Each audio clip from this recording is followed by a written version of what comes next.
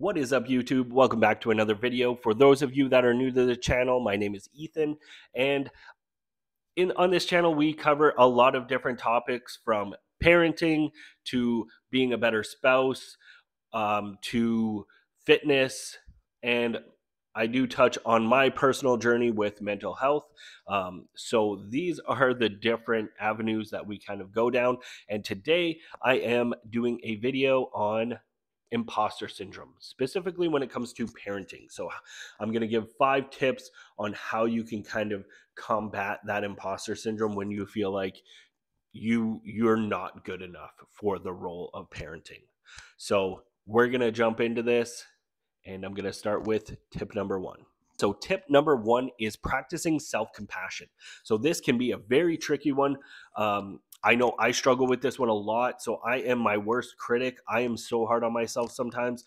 And it's a lot of that negative self-talk. So what you want to try to do is come at it from a point of view where you show the level of kindness and understanding that you would to a close friend that's going through a similar challenge. So really try to get out of your own head. Stop constantly talking down to yourself and negatively talking. The more you can focus on the positive and see the little wins, the better off you're going to be, and you're going to come at it from a more positive approach, which is just going to help with increasing your patience and understanding towards yourself and your kids. So that is tip number 1: practice self-compassion. Okay, moving on to tip number 2. So tip number 2 is setting realistic goals. So this is a huge one because no parent is perfect. You're always going to make little mistakes along the way, but it's kind of how you react to those, how you change your course, and how you grow from that.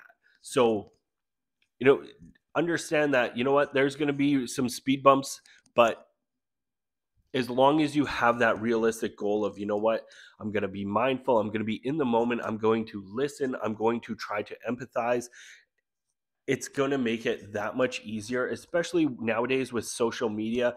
Everybody always, posts the perfect happy family, and it kind of, sets you up to feel like a failure or have that imposter syndrome because, it's like, why can't my family be that way? But everyone has their own little struggles, and you just have to kind of roll with it and figure out how to rise above those challenges and just maintain that happy lifestyle.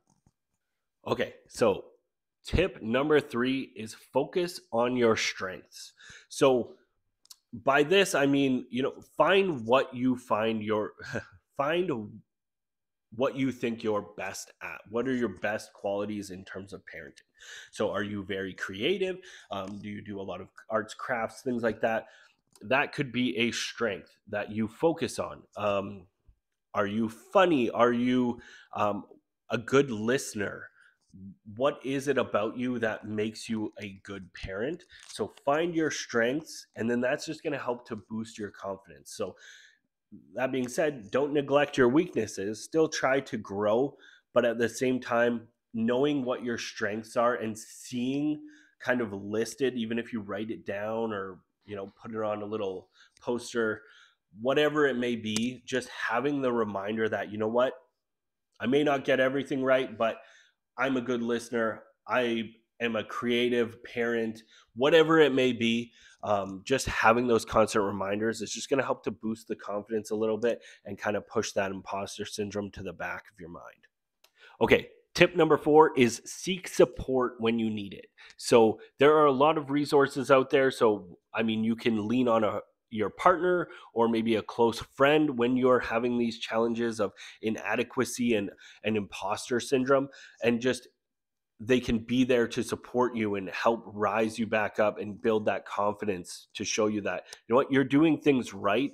It's sometimes there's just little speed bumps on the road. So, find the close friends, partners, online groups. So there's a lot of parenting groups out there that give great information and you can kind of share your experiences in there and have people, help lift you up. And then obviously there are, professionals like counselors and things like that that can also help you to overcome this. But there's tons of resources, so seek the support if you need it.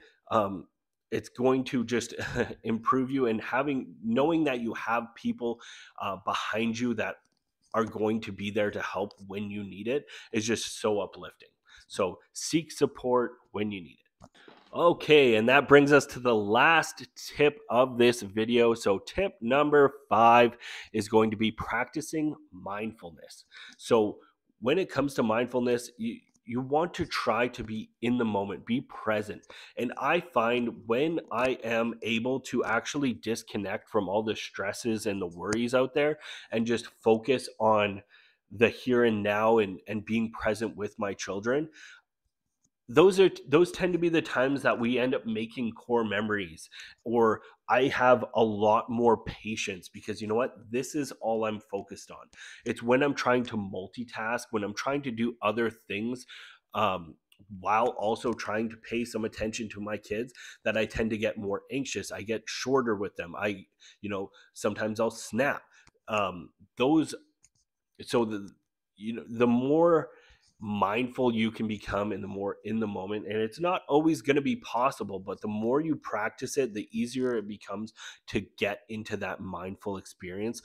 It's just going to make everyone a lot more at ease. So it it really just helps to boost the joy in the room, like having your kids know that, hey, you know what, we're actually spending one-on-one time together and they're actually paying attention to me. They don't have a phone in their hand, they're not sitting there trying to do some work on the computer.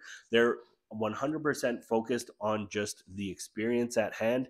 And yeah, it has created so many great memories for me and my family. So give that a shot. It's not going to all happen overnight. Slowly just start to implement little things here and there. And within those little tiny habits, you're going to get some huge results. So, with that being said, I am not a parenting expert by any means. I'm doing my best to just grow and get better and be there for my kids when they need it. And hopefully, you found this video useful in some way. So, if you did, please give this video a like, comment down below if there's any other tips or any other advice that you want to give to me, or if you just found this video useful. I love to hear the comments. And then last but not least, please subscribe to the channel because we are trying to grow, and that is obviously the way to do it. So that is it for the video. Hope you enjoyed it, and I look forward to seeing you in the next video.